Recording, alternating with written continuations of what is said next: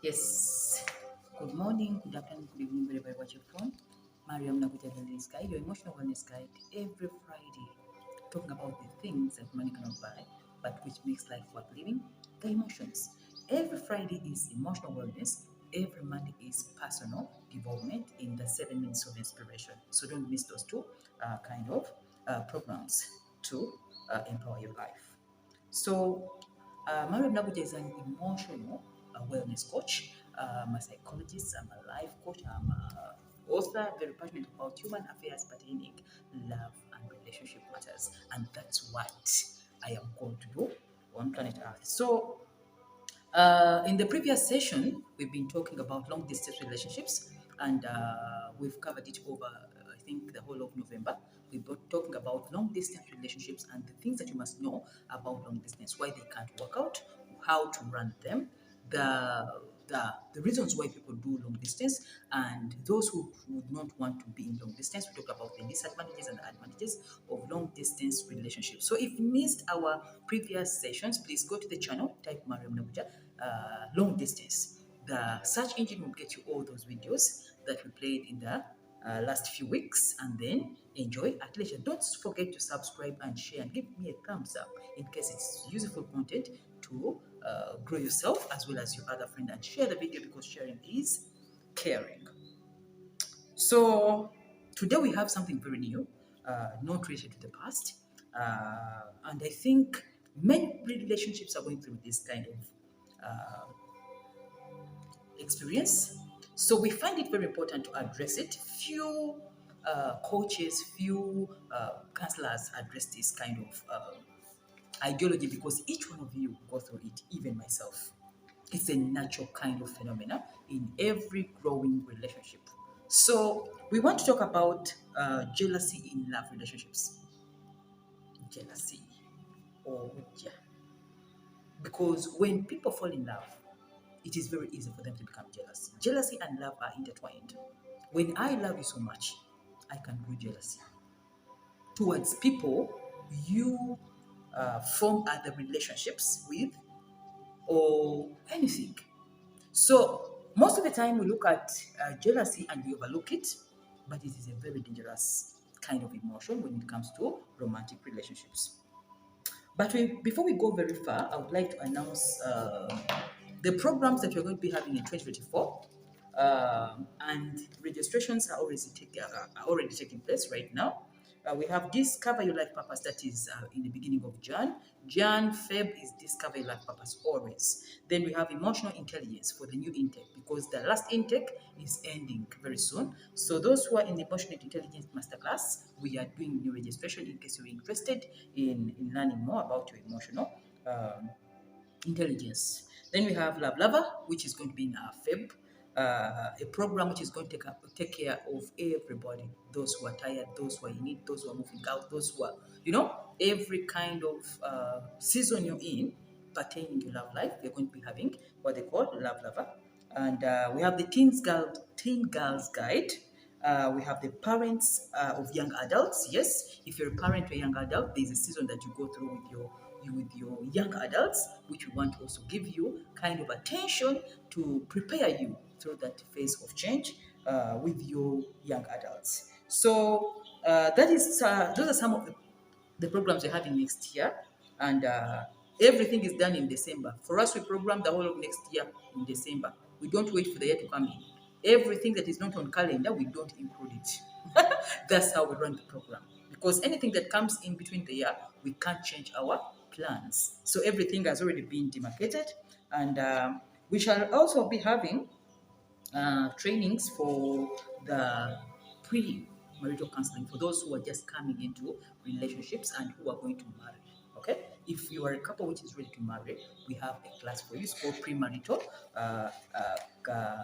life course where we are going to be preparing your minds for that change. Don't forget, every life you change to, every crossover you make, you have to change many different things in your personal life. If you refuse to change them, then you'll be stuck in the past, or you'll get uncomfortable in the present moment because you don't fit the new normal. Okay, so this is kind of a preparation course for a couple that is crossing over to the next development. And I presume we've already started some of the couple. It is very simple. You don't even need to move out of the house.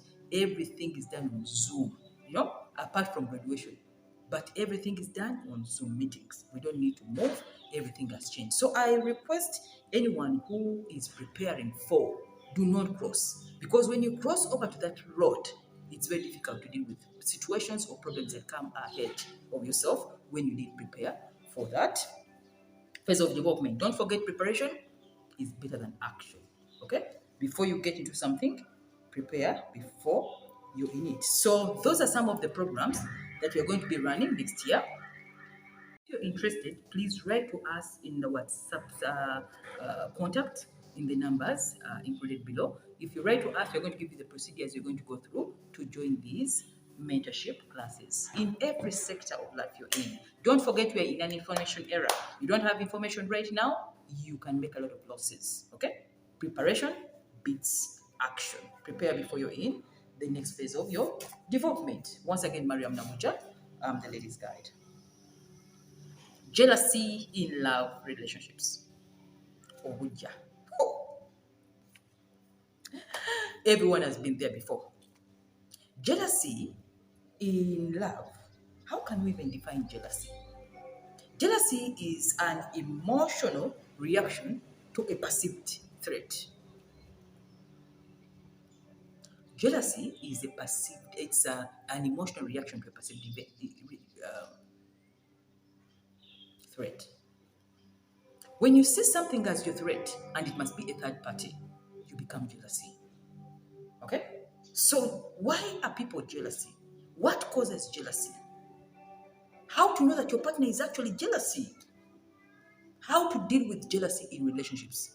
That is the reason for this session. So if you are a jealousy partner, you fear that the outsider is taking the attention of your lover, or an outsider is taking the affection of your loved one.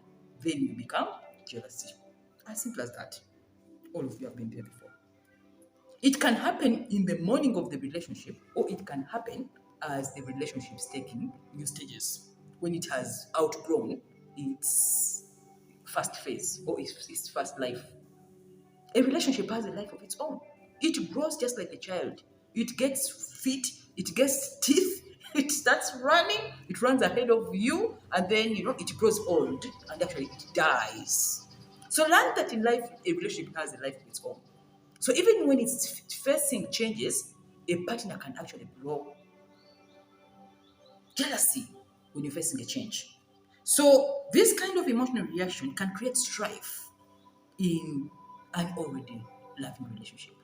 One partner can become so jealousy that the other party now feels it's coming to what they call abuse. When you talk about abuse, when you talk about abusive relationship, this is what we mean. When a relationship becomes abusive, it becomes emotionally draining and it becomes emotionally manipulative. Then the person who is being abused and manipulated, they grow tired and depressed. So don't take this emotion for granted. Obujja is a serious thing. Omuntu asobola okuba n'obujja natta relationship yonna. Ate ng'omuntu amwagala nga n'oli akwagala ne bifa. Just obujja n'okola ebintu buli omulala. It can even cause someone to behave like a mad person. So let's learn that this is the most important session in your relationship. It's going to save marriages. It's going to save relationships from dying from this termite. That it's all people without even knowing it. And to learn even to control. Because all the time you'll find a better looking person that your partner is talking to. How long will you be jealous? This is why we're talking about it. So, as time passes by, jealousy creates what they call an abusive relationship. Previously, last week, we had a dialogue with FIDA, Uganda, and it was 16 days of activism towards domestic violence. I was one of the panelists. And when we were in this dialogue, we were with the retired Hassan Kasinje of the Uganda Police Force. So he was giving his take on what has the police gone through with couples which are fighting over love. This was a very serious dialogue. And the guy talked about things that I see myself as a counselor, and the police is also experiencing the same thing. Where people are fighting and they end up at the police over love. And it was a very good dialogue. So when people were listening to us, my area of intake and his area of submission, there was a common thread. So jealousy can even end you at the police. You can do funny things. Let me tell you how the process of jealousy works. When a jealous person begins, we call it now normal jealousy. There are two kinds. Please note. There are two kinds of jealousy. One is normal, second is abnormal or unhealthy. So when we talk about normal jealousy is kind of mild, occasional. It happens once in a while, especially at the start of a relationship when you feel that thing comes. What are you talking about? But it is just mild. It is not so serious. It happens when a relationship, when one of the partners feels undervalued or not valued or taken for granted. In any case, I can react back in form of jealousy, just to remind my partner that, you know what, I'm not really comfortable with your new friend. That is not as dangerous as the abnormal jealousy. It is now starting. And most of us go through normal jealousy. Everyone has jealousy. We go through that. So in kind of that normal jealousy, we look at it as a way of alerting our partner that we are in the thing together. It usually works for relationships which are committed when two people want to work towards the healthy relationship. That is normal. These small things you go through, where you are at a restaurant, you see someone talking to another, then you feel something. That is normal jealousy, and it is absolutely okay. And there is what they call the abnormal jealousy, the unhealthy one, the one that leads to abusive, is the one that we're talking about when we're in feeder. So let's first of all understand what's the difference between envy and jealousy, because these two words are always used interchangeably. They're envious, they're jealousy. That one is envious, they're jealous. What does envy mean? When somebody is envious, it simply means you have something that I want. I don't have actually. When you have something or someone that I don't have, I become envious. That is different from jealousy. Jealousy is a feeling that stems from the fear that someone is taking something that already belongs to you. That is the difference. The other one, you have something, I envy you. You have it, I want it also, but I don't have it. That is envy. Then jealousy is I'm losing something that is important to me, to the third party. So we are covering this other thing. We don't talk about something. Envy. Envy is not part of our discussion today. We're talking about you losing something that you think is so important to the third party. So then envy as an emotion comes from comparison. Many people compare themselves to other people. You think you can be me. So when you want to be me and you can't be me, you become what? Envious. Because I have something you don't have. But when you're jealous of me, it means you're fearing to lose me to someone else, to a third party, to a more beautiful woman, to a more handsome rich man. It becomes jealousy. So back to normal and abnormal jealousy. When people are jealousy, when someone is jealousy, it simply means they're insecure. Full stop. One, you're insecure, and two, you're threatened. When you are insecure, and you get threatened, you see something you fear, the third party, you get jealousy. Simple. So when you see that your partner is jealousy, they are insecure, and two, they are threatened. When somebody believes in themselves, when somebody is secure in who they are, they can't be jealousy of another person. Impossible. I mean, you know who you are, you know you're being loved and you're given enough love. Do you need to be jealousy of who your partner talks to? It means there's something lacking. There's insecurity. in the jealousy partner. So, to add on more about the abnormal jealousy, when a relationship gets into abnormality, as in a partner gets jealousy in a very abnormal way or in a very unhealthy way, it becomes abuse. And this is what happens. It can cause financial abuse. They can destroy what you built. There's a thin line between love and hate. I can love you so much and I destroy you at the same time. You've seen that before. It is only people who do not know the intensity of love and the ability of love in destruction who take love for granted. Love is like a vehement fire. It can kill. It can destroy. Someone can love you so much and actually kill you. That's how funny it is. It's a very dangerous emotion. That's why we teach about this. Everyone must be enlightened about how this emotion works. Else, many people have been killed. When we were having this dialogue with FIDA, we got to know that many women at the police stations, many of them, it was just starting with jealousy. And they fight. Just a fight. And then in this pulling of rope, someone can, and then next is domestic violence. And then you're now having a case. But that's what that was. That wasn't the origination of the whole argument. So if love is very dangerous, it means somebody can destroy what you've built using one love. I love you so much that I can even destroy you. Oh my. Don't take that for granted. When somebody loves you so much, they become even more dangerous. Fear them and don't take them for granted. Because it is a very strong emotion. When it comes into the heart of a human mind, when it comes into somebody's soul, when they love you so much and you take them for granted, they can actually cause financial losses. You've heard about it. Where someone destroys another person's business, a husband, a wife, because they love them. And they say, we'd rather sit here at home and I look at you in poverty than you being rich. Those things happen in love. And I know you're watching this, many of you have done it already.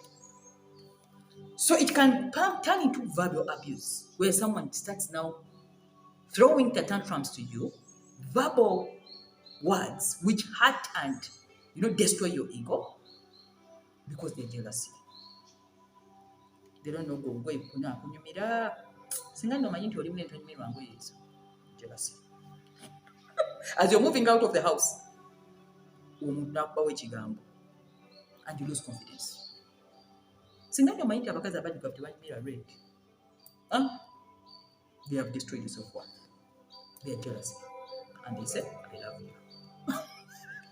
It's like narcissistic personality of sorts. I love you so much, but I become narcissistic. Narcissism is also a form of jealousy. Narcissistic personalities are very jealousy. That's why everybody who is a narcissistic survivor says what the same word. My partner became so jealousy that they destroyed everything they have. That is love. And it can lastly turn into physical violence. By the time a relationship becomes abusive to physical violence or domestic abuse, it has gone through all these phases. Don't think that couples which go into that kind of mess, they didn't say this before. It begins with mild jealousy, then it moves into abnormal jealousy, then it leads to destruction. Someone destroys what you build because they love you. Love is a trade-off. So be very careful. When somebody says, I love you, be very careful. If they are really in love. I'm sleeping with my enemy. Haven't you seen those stories? When somebody is sharing a bed with their enemy, somebody is your enemy and then you're sharing a bed with them. All comes out of what? Jealousy. Love is a life force. So when we talk about love, this is endless.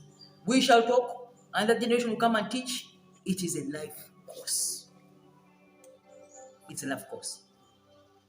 So then, unhealthy jealousy, which is our area of interest, comes from 1, fear of being abandoned, and 2, the worry that somebody is not truly loved. So when your partner is very jealousy or is abnormality jealousy, 1, they fear to be abandoned, and 2, they worry. that there's something you're not doing. They're not being given enough love. They need some mutual validation to remind them that you love them. When that thing lacks, then they become jealous. As simple as that. They fear to be abandoned. You see, in my previous sessions, we talked about individuality in relationships. It was boundaries in marriage. It was boundaries. Go to the search engine, type my name against the word boundaries. That video will pop up. It's called Boundaries in Marriage. And we said when two people get into a committed relationship, each one of you carries some bit of individuality. If you do not honor that individuality, with time as the relationship moves, someone feels cloned into the relationship. So working on your individuality is very important indeed. That when a relationship runs and somebody has that individuality, but within a relationship, they feel fulfilled, they feel whole, and they feel, they've not been swallowed by this whole relationship thing.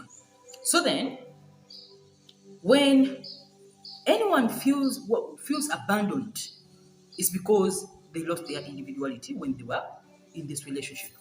They fear being abandoned because they are a clone of another person. They've been cloned. Okay? So when you fear being abandoned in a relationship, it's a sign that you lost your individuality. And that's why now you're being jealous. To anyone who comes near your partner, you want to make your life part of their life, but that's not possible. Each one of you has a different destiny in life, much as you are living with this person. That's one thing each one of you must always acknowledge when you're running these relationships. There is individuality in love. You are an individual, much as you're being joined into a relationship with another person. And learn to maintain your within the relationship. That was said, let's look at the characteristics of unhealthy jealousy. Let's look at the characteristics. How do you not see your partner is becoming jealousy, but in a very unhealthy way? How do you tell? Because when you know these signs, you see these things before it gets into abusive, and you seek therapy or you talk about it with your partner. That you know what? According to what I know and what I've learned, you are becoming unhealthy. You're becoming jealousy. But this is going to be detrimental to the marriage or to the relationship. You're going to become destructive. Don't take this for granted. You pay attention to these changes before it gets too far. Because I want to bring this to your attention that when a relationship grows and goes through different changes, and then you don't approach changes at each stage, a level comes in life where you can't even track where the problem came from. So when you see these signs in a partner, please approach the relationship immediately and talk about it.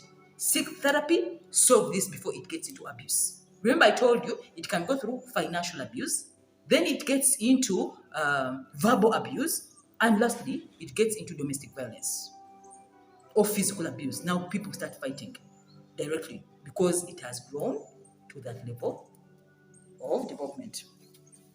So let's look at the signs, the characteristics that your partner is jealousy. You are jealousy. You are jealousy in a very unhealthy way. Number one, excessive communication. To say, where I said this, I put this video on TikTok, and you saw how women were abusing me, and the men were concurring with them what I'm saying. Every woman was saying, I have to communicate the way I want. Well, we want our husbands to cheat. I looked at the women. I was just giving hearts. I don't waste my time in emotional turmoil. I was giving hearts. Whether abused or not, I was giving hearts. Because people do not understand that less is more. When I made this video on excessive communication, and I told you know why, guys, don't over-communicate your partner. When you give out too much communication, it becomes nagging. It's desperation. It kills the whole process of love. And then others believed in me, others never believed in me. In fact, many women were not in agreement with what I said. Then the men were in agreement with what I said. Meaning, excessive communication, women are the ones who want to talk a lot. We talk a lot. Women, you talk a lot. Talking a lot is not good when you're in a relationship because it the whole glamour, no matter how beautiful you are. So if someone doesn't know how to calculate your words, and then you're talking, you know, you see, we talk a lot on video, but you see me after this. Come in my world after this, and you see whether you will take word from me. I don't even talk anyhow, because it's a training I went through. So when I'm on video, I talk like this, but get me off camera and see whether I have your words. Very difficult. So excessive communication, over checking on your partner, when the couple is apart, the moment you say bye-bye and then someone keeps on calling you, women usually do it. It nags the other partner. It is a sign that you are insecure. A person who is insecure, do I even have to call someone 3 times a day, 5 times a day? If they don't call, it is okay. Let me tell you a secret about love when it comes to men. And listen very attentively. When a man loves a woman, when a guy is truly in love, they call. They follow up. They look for you. In fact, they don't even feel that their ego has been shattered. No. When a guy is in love, he will call. You don't need to remind him of your existence. You have a family with him. You gave him a cookie. He knows. Do you need to remind him of your existence all the time? And you call? So let's not behave as if we are idle. Women should have some purpose in life. Don't overcall the man to remind him of your existence. It is the work of a man to follow up a woman. When they're in love, they're in love. When they don't love, they don't love. It doesn't matter how much you call. If he's not in it, he's not in it.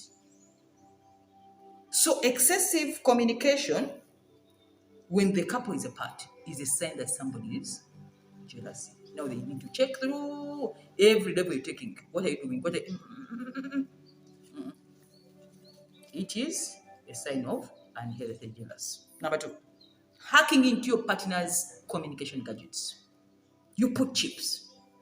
You track them wherever they are, who they talk to. You read their emails, their SMSs, their text messages. It is a sign that you're insecure. You fear that they're going to run away from you because you're not in the right skin to believe that you're being loved. Every time you check your partner's phone, every time you check your partner's email, every time you put a tracker in their communication gadgets, always remember this. You are insecure and you're not sure about who you are. You lack self-confidence. Now you think that anytime this person is going to get another person because there's something lacking with you. Get some bit of confidence.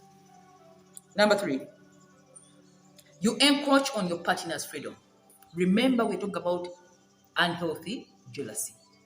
People who are having that kind of jealousy that is moving towards abusiveness. All the things now you're taking the steps to, now fighting with someone. Because everything you're doing now is leading to fight. With all these actions, one day you're going to get them in a mess. Must.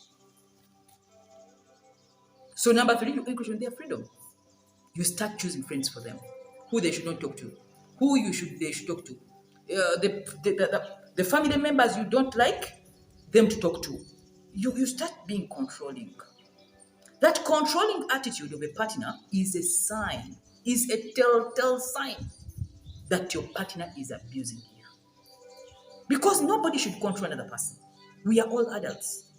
You can't control my life and choose for me, my friends. I told you there's individuality in love. There's individuality in a marriage. And we should all act as individuals within a relationship. I have my likes, you have your likes. But if you have to choose my friends now to stop me from having a friend, then that is loss of freedom. You're making somebody be in prison, and they're going to hate the prison. And what happens to anybody who feels like a prisoner? One day they want to break out of the prison. Now you see how you're setting up all this whole thing. So women, learn to stop being jealous and encroaching on men's peace. If he chose you, he chose you. If you're not sure about why he chose you, and then you think anytime they're running away, anytime, because you have insecurities, and trust me, one day they'll run away. Because a mind creates, as a man thinks, that's what will eventually happen. So don't encroach on somebody's peace. Let them be individuals in the relationship. Believe if they are meant for you, they will be with you. If they're not meant to be with you, they will leave. There is no amount of jealousy you make that to make someone stay. Because nobody, not even an animal, can allow control. If you want to understand how animals behave, try to control a cat. Cats. I have a cat. You can't control a cat. You can't make it do what it doesn't want. And this is just an animal. It will not allow. Then what about a human being? So don't put people in prison of love. Believe that when somebody loves you, they love you. And if they don't love you, they don't love you. Full stop. And give yourself peace. Number 4, stalking on your partner to confirm where they are. Then someone tells you, I'm having lunch, then you can't people. Now you're becoming an obsessed partner. Then where are they? Where are they? The moment you're too idle to do that, you lack business. That's why we recommend women to get some things to occupy your mind. Be so busy to stalk somebody that by the time I think of stalking, the time is not enough. I'm a content creator. I'm a businesswoman. I do a lot of things to occupy my time just to stalk on a partner. Then that freedom they feel, they look forward to seeing you. Don't make your partner a job. Don't become the detective of the relationship. You're killing the whole glamour. The love experience is dying every day because of this unhealthy jealousy that you're trying to give to your partner. Number 5, excessive questioning. Obviously, whatever I'm talking about and every sign I'm talking about is ending in one thing: argument. All this is tailor-made to argue.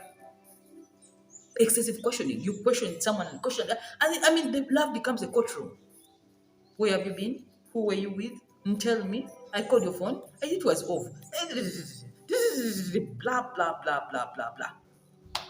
Questioning. And when you find people who are busy like me, the more questions you give me, the more I get agitated. Because my mental space is too small to entertain questions. I mean what I say and I say what I mean. Full stop. I don't subtract. Because my 24 hours is already demarcated and planned.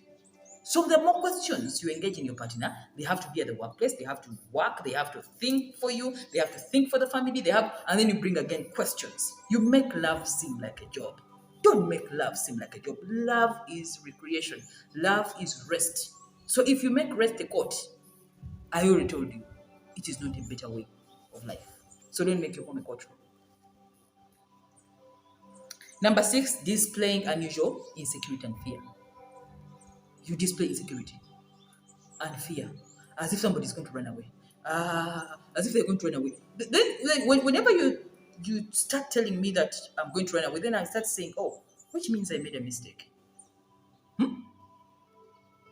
Which means I made a wrong choice to choose this person.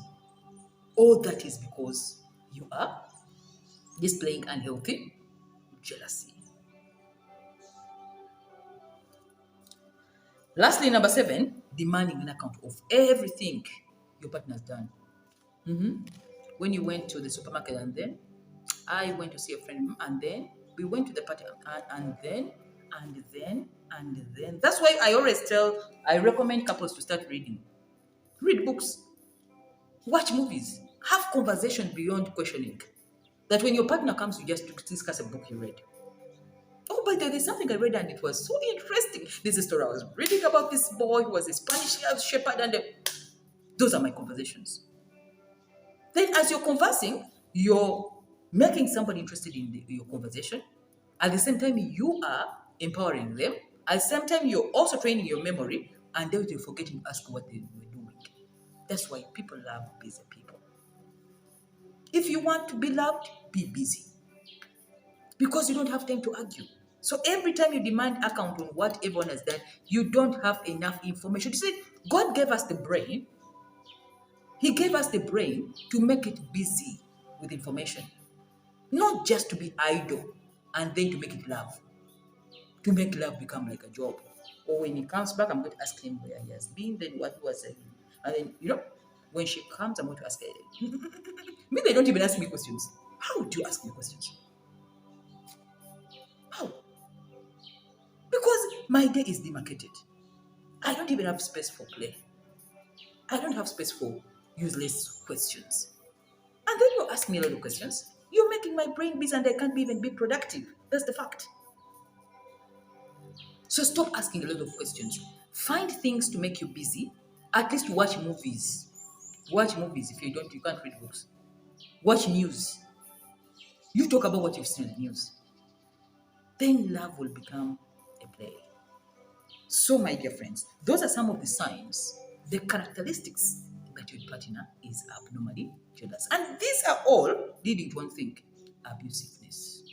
Then, when all this has come into play and it is growing every day, one day, this partner you're giving questions, this partner you're putting into mess, they will slap you because they're tired.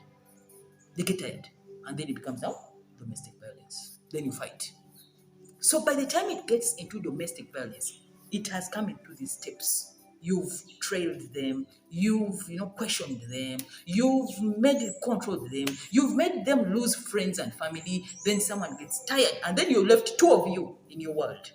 Then he's also tired. You are also tired. And then you're like, okay, be my, I want to be your friend, I want to be your mother, I want to be your brother, I want to be your sister, I want to be your best friend. You can't find everything in one person. You can't be all to one person. You are my mother, you are my father, you are my, you are everything in you. You must allow your partner to have other meaningful relationships. Have your position well demarcated. You're not their brother. You're not their sister. The way they love you is not the way they love their sister. The way they love you is not the way they love their brother. What they're getting from you is not what they're getting from the other relationships. And allow them to grow. As simple as that. But do not make someone to be controlled by you using love. They will outgrow that and they will want to get out of the prison. That well said. Let's look at the causes of jealousy. What causes jealousy? Remember, we've covered the abnormal and the normal jealousy. We've looked at the characteristics and the signs that your partner is jealous. But now let's look at what causes people to be jealousy. Chibawa. Lwaki omuntu afuna mu bujja obw'okonna n'ebintu bya munne n'agamba nedda nkwagala ne kambyonoone. The thin line between love and hate. When do we reach there? So, causes of jealousy in romantic relationships. 1. Worrying about losing somebody important. Worrying that you're going to lose somebody important in your life. Let me expound on this. When you're a high value person, when you're a very rich man, when you're intelligent, rich, handsome, and everything, when you're beautiful, rich, and intelligent, when you have everything what the world could call the ideal, what everyone would want to have, you become important. Now, whoever wants you, comes near you wants to own you. Now, this goes to the beautiful women. Every man you give a glimpse of a date, every man you give a glimpse of love, they want to own you. Own. The word own means control. And they can do anything to control you and to have you. Anything. Anything, I mean. That brings me to one of my classics that is coming very soon. A Guide to a Beautiful Woman's Life. When high value becomes your abuse now. So when somebody loves you and they fear losing you because you're very important to them, and they think you're important to everybody, you have become high value.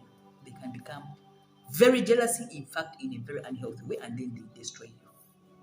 You've heard about this. Beautiful girls. You've heard about it. Why are beautiful girls suffering? Because their beauty is too much that now everyone who gets a piece of them wants to destroy them, to own them.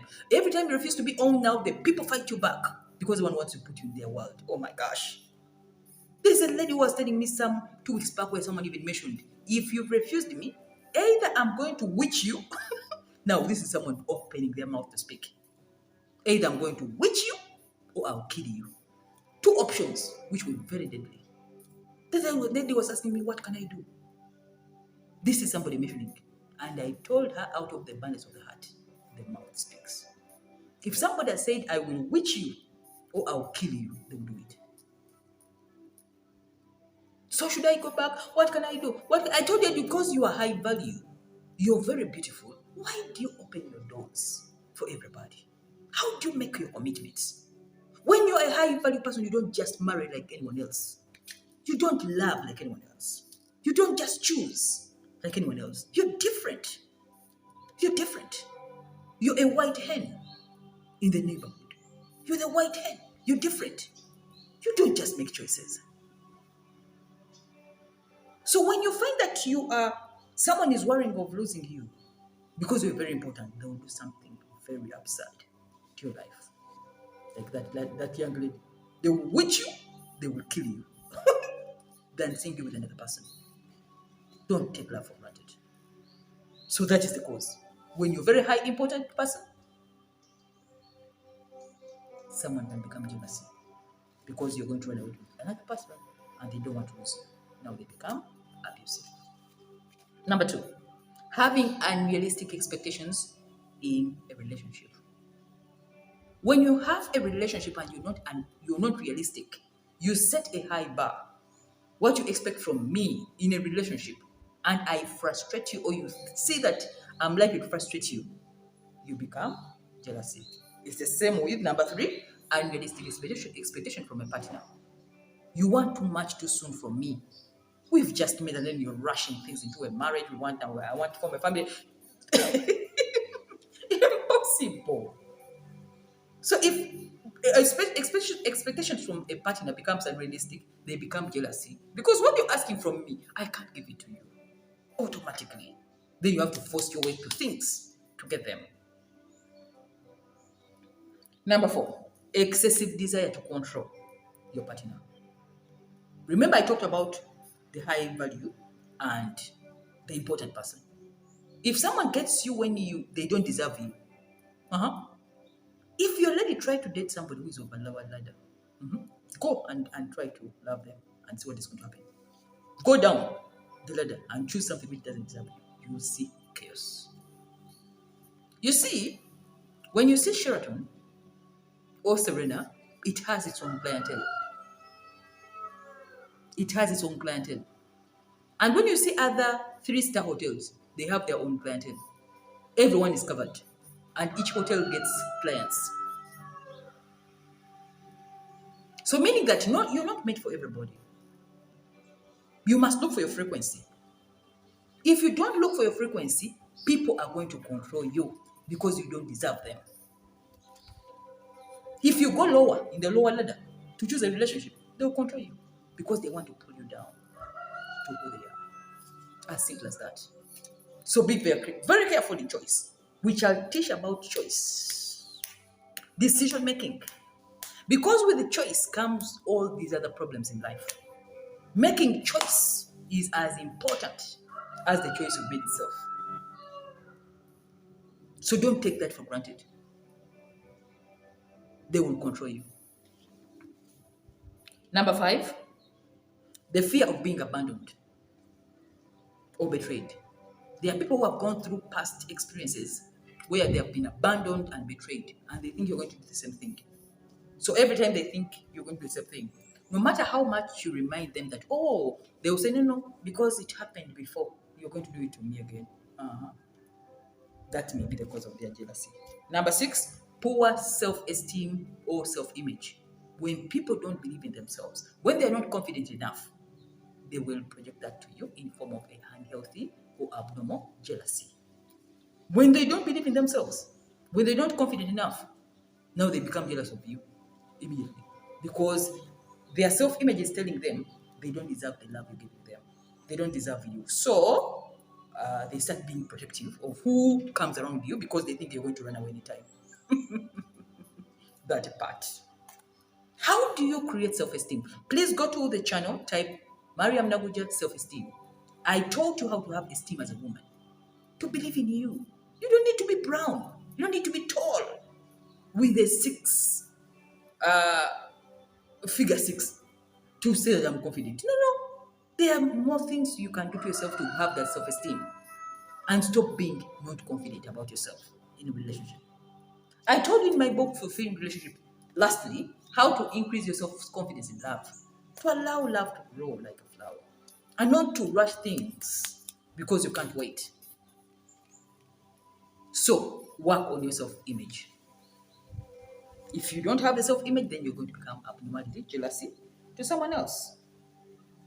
So those are some of the 6 causes of abnormal or unhealthy jealousy. In general, jealousy stems from insecurity and lack of confidence. Full stop.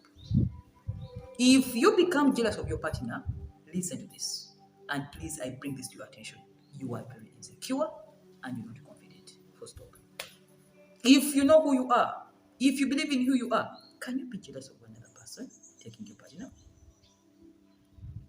So work on you. As simple as that. Work on you. That you will be. There is a book I read, I think I talked about some time back, which was teaching me about how to become a master in what you do that nobody can beat you in a game. In fact, the guy said this is the ultimate form of power. Where does power come from? From being a master in your field. I know what I'm doing. I'm a master in my field. I don't even need to fear whoever comes. Whoever comes with writing books of love. I know. I know. I have my place demarcated, unshakable, and I'm sure. Because I have created this. So is love. Build value on yourself as a woman. Build value on yourself as a man. That no woman can shake you. They come with a bat, you look at them and you know, he can't stay there because I know what I have. And even when someone comes who will shake you, you know. But build value. Build the inner software, that the hardware can't scare you. This is just hardware, you know? So meaning that you're feeling unworthy of your partner. The moment you're insecure and you lack confidence, you're feeling you're not worthy of them loving you. As simple as that. So eventually, jealousy will lead to resentment and communication breakdown. It will destroy love and trust in your relationship. You'll get constant arguments. It will lead to depression to your partner or to yourself. And finally, you lose that vulnerability and connection with your partner. It dies. Not forgetting the sexual intimacy totally dies. Because you're always arguing. It kills the romance part of the relationship. That's how dangerous being jealousy abnormality can be to your relationship. So that well said, don't take jealousy for granted. Don't overlook when your partner is giving you signs of abnormal jealousy. Approach it and pay attention to the action.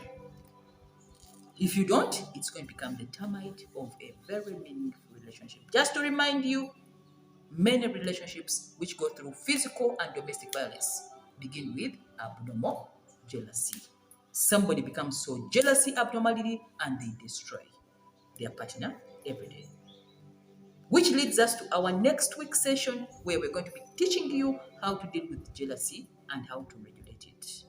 Because I told you all of us have it. It's either abnormal or normal, one of the two. But what we are talking about right now and our subject of interest is abnormal jealousy. So if you're going through abnormal jealousy, we request see a therapist, talk about it with your partner, and reduce. Try to regulate.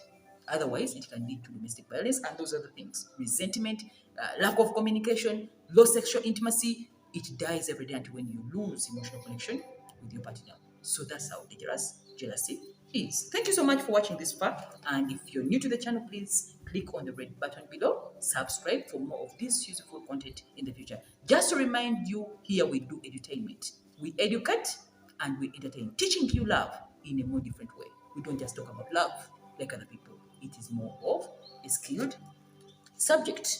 Mariam, I'm the ladies guide. I'm an author of 3 amazing relationship books. Ladies Guide to Fulfilling Relationships and to Happiness that talked about men. I studied men and I put it in the book. The book is now clocking almost 10 years. Yeah, it's a 10 years book and it is still relevant. Ladies Guide to Emotional Happiness that talks about how to emotionally, work on yourself as a woman. because we realize that when women are out of emotional balance, everything in life gets disorganized and falls out of place. And then there is Guide Journal, an interactive tool where you talk about yourself in a book, and then you find healing within self, because we believe that the hand and the mind are intertwined.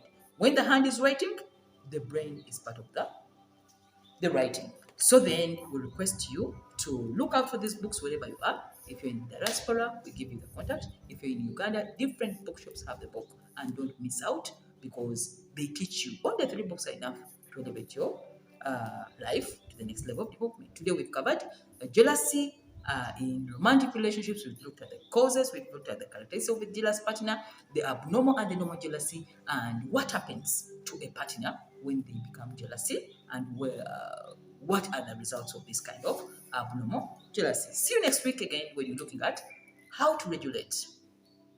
We all have it. But how do you regulate? How do you regulate yourself? Not to become so jealousy that you kill what you've actually built. Just to remind you, when you become too abnormally jealous, you become abusive partner. And the relationship has become an abusive relationship. See you again next week. Love you so much, and bye-bye.